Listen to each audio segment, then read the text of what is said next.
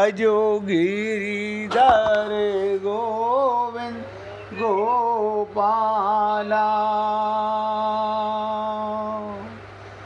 भजो मुरली मनोहर नंदलाला,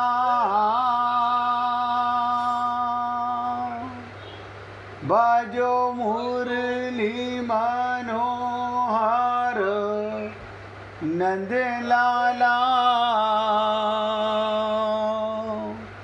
भजो गिरिधर गोविंद गोपाला,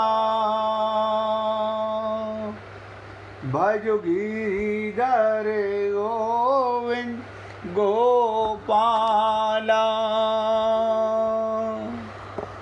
भजो मुरली मनोहर नंदलाला, भजो मुरली मनोहर नंदलाला, भजो गिरिधर गोविंद गोपाला, भजो गिरिधर गोविंद गोपाला। बोलिए वृंदावन बिहारी लाल की जय जय श्री राधे, जय जय श्री राधे। सभी भक्तों से निवेदन, बहुत एकाग्रचित होकर सत्संग के प्रत्येक शब्द को पूरी गहराई के साथ हृदयंगम करने का पूरा प्रयत्न करें। एक एक शब्द को ध्यान से सुने। मनुष्य शरीर मिला है केवल भगवत प्राप्ति के लिए, संसार की सेवा और अपने घर वापसी जाने के लिए। लेकिन ये जीव अनादि काल से, ये इसी जन्म की बात नहीं है, हम लोग अनादि काल से चेतन होते हुए जड़ माया के गुलाम रहे। इसीलिए हमारा कल्याण नहीं हो पा रहा। हम सब अपना कल्याण करना चाहते हैं, भगवत प्राप्ति करना चाहते हैं, अपने घर वापस जाना चाहते हैं, लेकिन एक म्यान में दो तलवार नहीं रह सकती। यही गलती आप और हम लोग अनंत जन्मों से करते आ रहे हैं। हम शरीर को भी अपना मानेंगे, परिवार को भी अपना मानेंगे, माया में भी लिप्त रहेंगे और भगवान को भी पाना चाहेंगे। ये इम्पॉसिबल है। एक मन, लेकिन क्या करे ये जीव, इतना मन का गुलाम हो चुका, माया का गुलाम हो चुका, इसे पता ही नहीं कि मेरा कल्याण कैसे होगा। और सबसे बड़ी विचित्रता ये है कि जागना नहीं चाहता, अपने आप को धोखा ही दे रहा है। मैंने कई बार निवेदन किया, केवल सत्संग सुनने से कुछ नहीं होगा, अमल में लाने से होगा, जीवन में उतारने से होगा।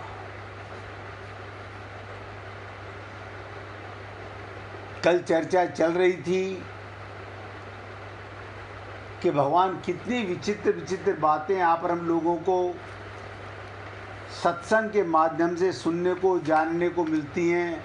लेकिन आप और हम लोग हैं कि पता नहीं कहाँ लिप्त हैं, क्यों अपना कल्याण नहीं करना चाहते। चौथे अध्याय के 6 श्लोक में मैंने कहा था आपसे, ये पूरा तीसरा अध्याय और चौथा अध्याय कर्म योग पर है। और आप और हम सब लोग कर्म करते हैं, तो यहाँ आपको और हमको ये बहुत समझने का मौका मिलता है कि हम भगवान के निमित्त कर्म करते हैं या स्वार्थ में कर्म करते हैं। जानने के बाद भी हम अनजान बने, ये अपने आप को धोखा देना है। प्रकृति माया भगवान की शक्ति है। जैसे मैंने कल भी कहा था, अग्नि में 2 शक्तियां रहती हैं। अग्नि में 2 चीज़ हैं, एक तो प्रकाशिका है, अग्नि प्रकाश फैलाती है, एक दाहिका है, जलाती है।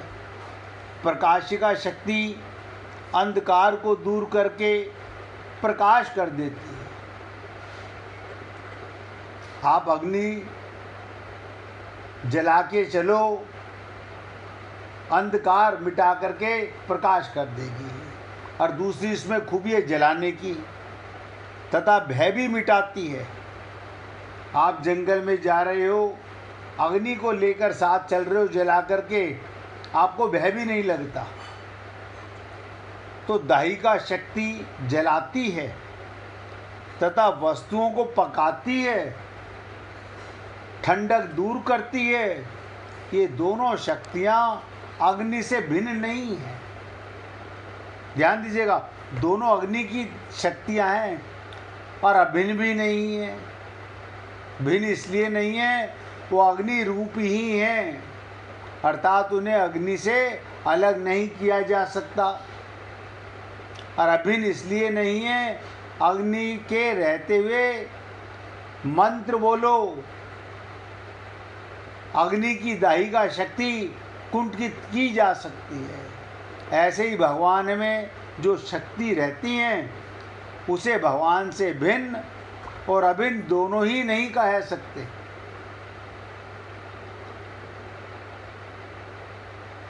भगवान से भिन्न भी नहीं है और अभिन्न भी नहीं है। ऐसे समझिएगा, एग्जाम्पल जैसे दिया सलाई। दिया सलाई तो रोज़ घर में इस्तेमाल करते हो। अग्नि की सत्ता तो सदा रहती है उसमें, पर उसकी प्रकाशिका और दाहिका शक्ति छिपी हुई रहती है। माचिस में तिल्ली रखी है, अपने आप आग नहीं लगती, अपने आप आग नहीं लगती।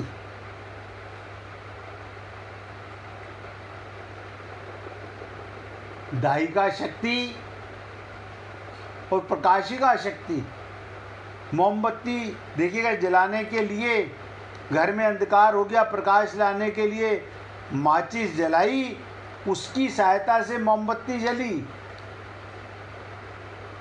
यानी उसके अंदर दाहिक शक्ति भी है और प्रकाश शक्ति भी है। ऐसे ही भगवान संपूर्ण देश, संपूर्ण काल, वस्तु, व्यक्ति आदि में सदा रहते हैं। ऐसी कोई चीज़ नहीं जिसमें भगवान नहीं रहते, पर उनकी शक्ति छिपी रहती है हर बीज में। आप देखिए, आपके और हमारे इसी शरीर में आप और आपका परमात्मा सदा साथ रहते हैं। हमें शरीर का भान होता है, अपना भान नहीं होता। हमें शरीर का भान होता है, मन समझ में आता है, इंद्रियां समझ में आती हैं, ना अपना पता ना अपने का पता। अब सोचिएगा, ये अपना कैसे पता है आपको? अगर अंदर आत्मा ना हो तो शरीर अपने को जान सकता है? आप कहेंगे नहीं।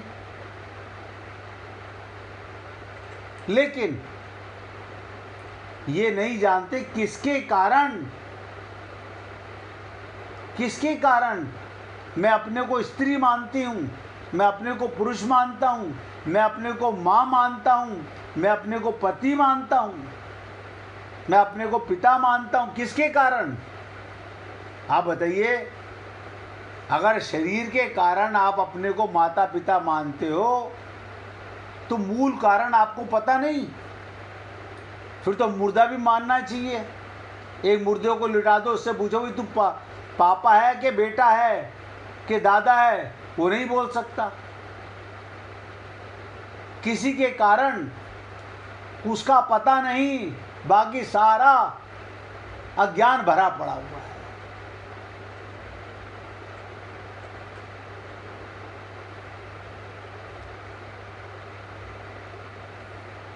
तो जैसे माचिस की तिल्ली में प्रकाशिका भी है और दाहिका शक्ति में छिपी रहती है, ऐसे ही शरीर में जीव भी है और परमात्मा भी है, और दोनों का पता नहीं। मैंने कई बार आप लोगों से निवेदन किया, आप आईने से जब आंख खोल के देखते हो तो क्या दिखता है? शरीर। देखने वाला दिखता है? नहीं, देखने वाला तो आप कहते हो मैं ही हूँ। मैं कौन? आप कहते हो शरीर। यानी शरीर की आंख देखने वाली और दिखने वाला शरीर, ये हमारा ज्ञान है, और सबका हाल यही है। कोई नहीं देखता कि मुर्दे के सामने आईना करो, वो देखाएगा? आंख तो उसकी भी नजर आ रही है, आंख है, वो क्यों नहीं देख रहा? उसमें कोई चीज थी जो निकल गई। हमें वो नहीं पता कि मैं कौन हूं। और मैं बार बार निवेदन करता हूं, किसी भी भक्त को समझने में कष्ट हो तो शर्म मत महसूस करो, खुल के पूछो। शक्ति छिपी रहती है, उस शक्ति की अधिष्ठित करके अर्थात अपने बस में करके उसके द्वारा भगवान प्रकट होते हैं। जब तक आपको अपना पता नहीं तो भगवान का कैसे पता चलेगा? आप सोचो, हम अनादिकाल से मंदिरों में, पूजा पाठ में, गंगा में, पता नहीं कितने तीर्थों में भ्रमण करते रहे, अनादिकाल हो गया, लेकिन भगवान का पता नहीं चला।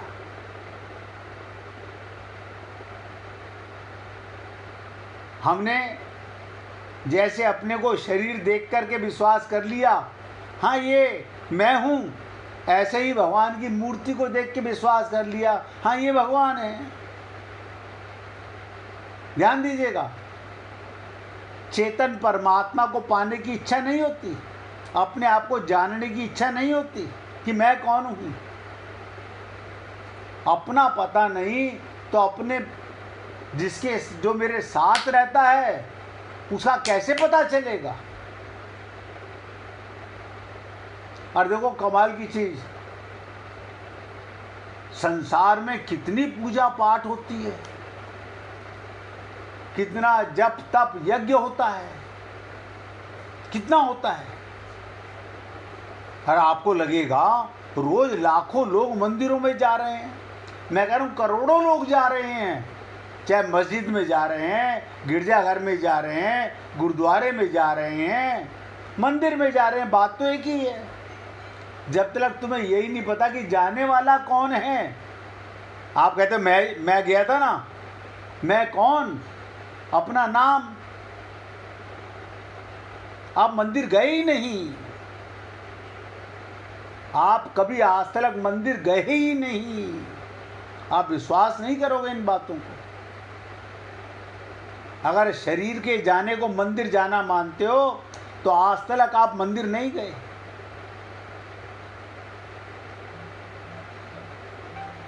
इसलिए आपसे निवेदन कर रहा हूं। और देखिए अभी फिर पूछ रहा हूं, अगर अभी भी किसी को समझने में फेर आ रहा हो तो खुल के पूछो।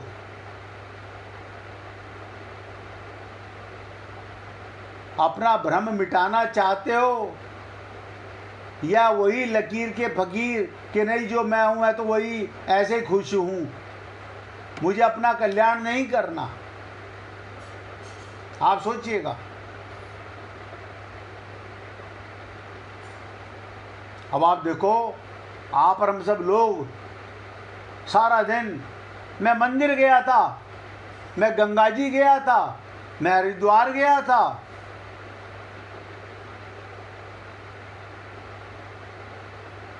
अब देखिएगा आई विटनेस कौन है आपके वहां जाने का? आप बताइए, आपको मंदिर में किसने देखा? आप कहोगे हमारे पड़ोसी थे वहां पर, हमारी पड़ोसन थी वहां पर, हमारी बहन थी वहां पर, भाई था वहां पर। उससे पूछ लो आपने किसको देखा? हाँ इसको देखा। इसको किसको? शरीर को। शरीर जा रहा है मंदिरों में, आत्मा तो रहता ही मंदिर में है और अपना पता नहीं है। मैं आपको भ्रम से निकालना चाहता हूँ, जंजाल से हटाना चाहता हूँ, ताकि आपका इसी जन्म में हमारा सबका कल्याण हो जाए, सबका कल्याण हो जाए।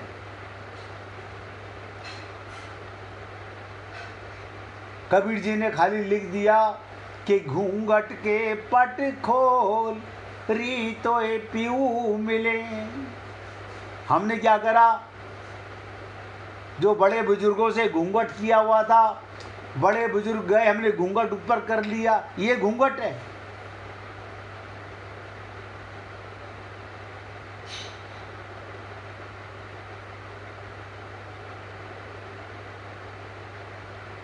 देखो कमाल की चीज है, सबके पास बुद्धि है, सबके पास बुद्धि है, सबके पास मन है, इंद्रियां हैं, शरीर है, सुनता भी है, देखते भी हैं, सूंघते भी हैं, खाते भी हैं, और अपना पता नहीं है। और जो पता है सब गलत पता है, जो भी कुछ पता है वो गलत पता है, वो सही पता नहीं है। अगर मेरे से कोई पूछे आप कौन हो और मैं कहूँ अशोक कुमार, नहीं नहीं मैं पूछ रहा हूँ आप हो कौन? अरे दिख नहीं रहा मैं पुरुष हूँ, और बताऊँ मैं ब्राह्मण हूँ, मैं गौड़ ब्राह्मण हूँ, मेरा गोत्र ये है, ये मेरा परिचय है। कल्याण होगा कैसे?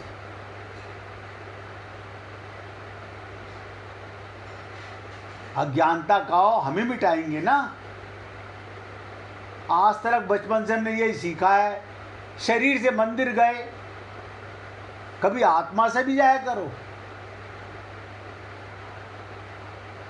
और आत्मा के बिना कोई शरीर मंदिर नहीं जा सकता,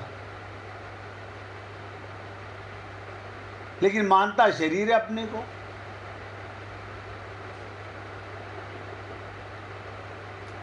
इसलिए पुण्य आत्माओं, जब तक अग्नि अपनी प्रकाशिका और दाहिका शक्ति को लेकर प्रकट नहीं होती, तब तक सदा रहते हुए भी अग्नि नहीं दिखती। दिया सलाई में अग्नि भी है और प्रकाश भी है, लेकिन जब तक प्रकट नहीं होगी, आप सोचो आप माचिस की तिल्ली हाथ में घुमा रहे हो, हाथ जल रहा है ना, इससे अंधकार मिट रहा है ना, ऐसे ही आपको आत्मा हो, भगवान नजर आ रहे हैं ना, आपको अपने आप का पता चल रहा है ना। कमाल है। अब बताइए, दो दो एग्जाम्पल आपके सामने हमने रखे कि दिया सलाई में प्रकाश भी है और अग्नि भी है, लेकिन दिया सलाई हाथ में लेकर के घुमाते रहो, हाथ नहीं जल रहा। ऐसे यहाँ पर हम लोग इस शरीर को मैं मानते रहो, ब्राह्मण मानते रहो, गुरु जी को मानते रहो, गुरु की बातें सुनते रहो, पूजा पाठ करते रहो, भगवान मिल जाएंगे।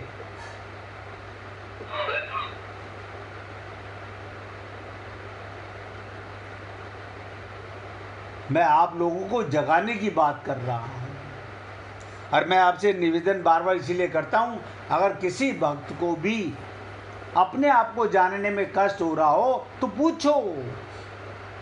ऐसे नहीं कि जी आप अब हमने आपकी बात सुन ली, हमने मान लिया, लेकिन अभी माना अभी भूल जाओगे। मानने का मतलब, जैसे आपने अपने शरीर के नाम को स्त्री पुरुष माना, अपने शरीर का नाम माना, ऐसे आप 24 घंटे अपने आप को आत्मा मानो, तो परमात्मा की अनुभूति होगी।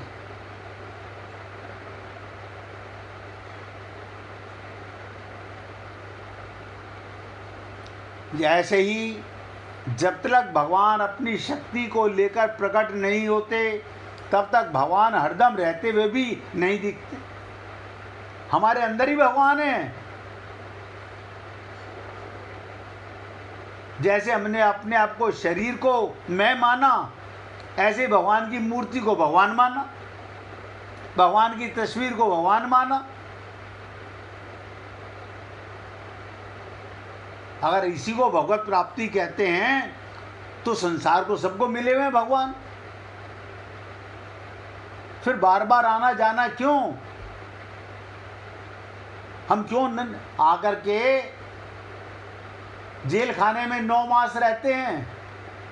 कोई कारण है, समझ नहीं आता। हमने आपसे कल भी निवेदन किया कि राधा जी, सीता जी, रुक्मणी जी आदि सब भगवान की निजी दिव्य शक्तियां हैं। ये दिव्य शक्तियां, भगवान सामान्य रूप से सब जगह रहते हुए भी कोई काम नहीं करते। देखो कमाल की चीज, भगवान कुछ नहीं करते। अरे मजे की बात ये, आत्मा भी कुछ नहीं करती। आत्मा कोई कर्म नहीं करती। आत्मा किसी से ममता नहीं करती। आत्मा किसी से मोह नहीं करती। आत्मा किसी में आसक्त नहीं है। वो प्रकाशक प्रीतम परमात्मा के साथ रहती है। आत्मा को परमात्मा की जरूरत नहीं है, वो तो रहती है भगवान की गोदी में। बिगड़ा हुआ हमारा मन है, हमारा अज्ञान है, अज्ञान में आया अपनापन, वो मिटाओ, तब भगवत प्राप्ति होगी। जिस दिन आपको ये अनुभूति होगी, मैं शरीर नहीं हूं, मैं अजन्मा हूं, अमर हूं, अविनाशी हूं और सदा परमात्मा के साथ रहता हूं। शरीर मरेगा, अब मैं नहीं मरूंगा। कैसे कैसे आपको बोलता हूं कि गोपी कह रही है, मेरे सर से फूटी मटकी। जैसे मुझे आत्मज्ञान हुआ, मैं शरीर के सारे बंधनों से मुक्त हो गया। सारे बंधनों से। किसकी पत्नी, किसका पति, किसकी माँ, किसका बेटा, ये तो शरीर के साथ में व्यवहार कर रहा हूं संसार में।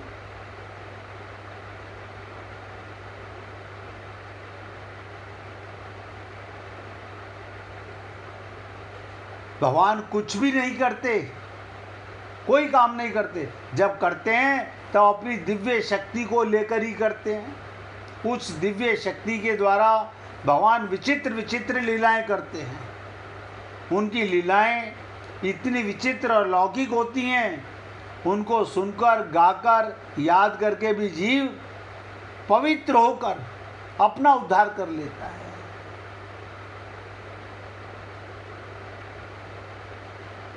जिस दिन आपको ये माया का पर्दा हट गया, हमें आत्मज्ञान हो गया। न माला जपूं न हर भजूं, न मुख से कहूँ मैं राम, और राम सदा मुझको जपे, मैं करता विश्राम। आत्मज्ञान का कमाल देखो।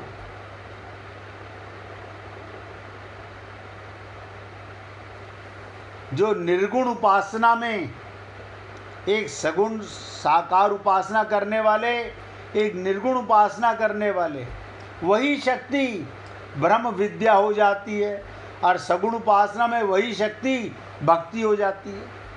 शक्ति वही है, वही शक्ति ब्रह्म विद्या हो जाती है, और वही शक्ति भक्ति हो जाती है। अब आप बहुत ध्यान से सुनिएगा। हम कौन है? जीव। जीव क्या है? भगवान का ही अंश है। जब वो दूसरे में मानी हुई, फिर बता रहा हूँ, मानी हुई ममता हटाकर एकमात्र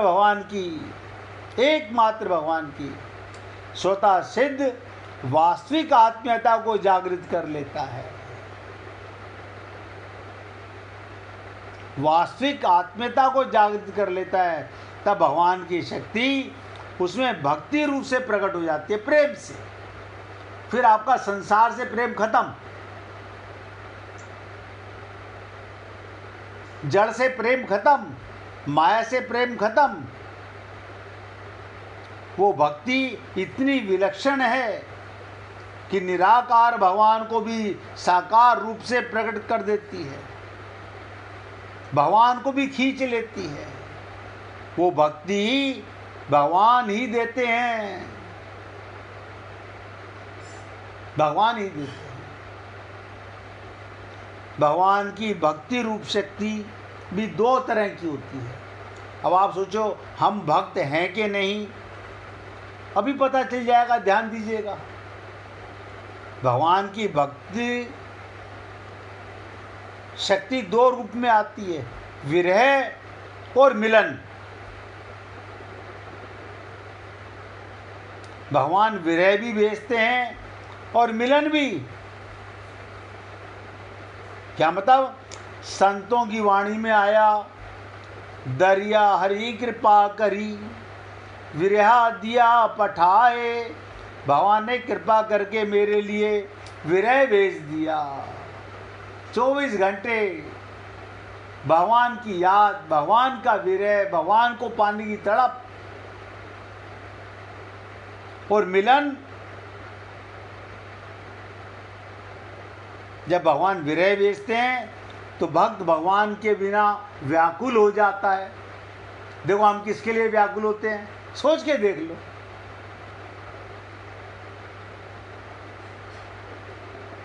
हम धन के लिए व्याकुल, जड़ वस्तुओं के लिए व्याकुल, चेतन होकर के भी। व्याकुलता की अग्नि में संसार की आसक्ति जल जाती है। अगर किसी को भगवान को पाने की ललक लग जाए, तड़प लग जाए, बेचैनी हो जाए, रहा ना जाए, कहते ना, कोई ऐसी आग लगाए दे, दिन दुगनी और रात चौगनी, विरह वेदना जगाए दे। विरह की अग्नि भगवान को खींच लाती है और भगवान प्रकट हो जाते हैं। देखो कमाल की चीज। द्रौपदी ने, कल भी मैंने कहा था, आज फिर बता रहा हूं, अगर पति पुरुषोत्तम होता है, पति पुरुषोत्तम होता तो द्रौपदी को भगवान श्री कृष्ण को नहीं पुकारना पड़ता। फिर तो पति रक्षा कर लेते। 5-5 पति थे, 5-5 पत्नियों की पत्नी, और कोई रक्षा नहीं कर सका।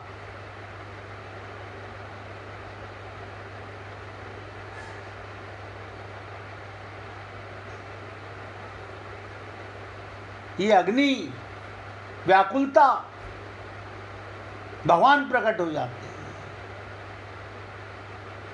ऐसे ही ज्ञान मार्ग में, ध्यान दीजिएगा, ज्ञान मार्ग में भगवान की शक्ति पहले,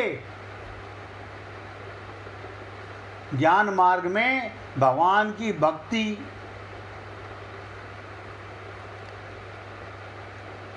उत्कृष्ट जिज्ञासा के रूप में आती है,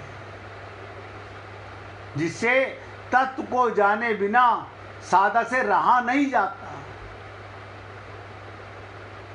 आप और हम लोग कैसे बताऊं, बिना तत्व ज्ञान के हमारा कल्याण नहीं हो सकता। और फिर ब्रह्म विद्या रूप से जीव के अज्ञान का नाश करके उसके वास्तविक स्वरूप को प्रकाशित कर देती है। तत्व का ये कमाल है। आपको अपना पता चलने के बाद में वास्तविक स्वरूप का ज्ञान हो जाए, अन्यथा ये पूजा पाठ, जप तप, व्रत उपवास, दान दक्षिणा, ये ढोंग तो हम जीवन भर हो गया करते करते। किसे धोखा दे रहे हैं? उसको दे नहीं सकते तो धोखा कहाँ जा रहा है? अपने आप को। हम अपने आप को तसल्ली देते रहते हैं, हाँ मंदिर हो गया है ना, हम भोग लगाइए है भगवान को, हमने प्रसाद चढ़ा दिया भगवान का, अब हमारा काम खत्म, अब भगवान का काम शुरू हो गया, हम उन्हें रिश्वत दे आए, अब भगवान का काम चालू। अब वो हमारा ध्यान रखेंगे हमें क्या खाना है, क्या मकान चाहिए, क्या दुकान चाहिए, क्या वस्त्र चाहिए, कैसे शरीर का सुख चाहिए। यह हाल है जीव का। तत्व ज्ञान से आपको अपने वास्तविक स्वरूप का पता चलता है, परंतु भगवान की वो दिव्य शक्ति जिसे भगवान विरह में भेजते हैं, विरह से भेजते हैं, उससे भी बहुत विलक्षण है। भगवान कहाँ हैं, क्या करूं, कहाँ जाऊं, इस प्रकार भक्त व्याकुल हो जाता है, व्याकुल हो जाता है, तड़प होती है, पाने की तड़प, बेचैनी, आग लग जाती है, गुरु के चिपट जाता है, मुझे नहीं मालूम, मेरे को मारो पीटो जो मर्जी करो, मैं भगवान से मिलना चाहता हूं।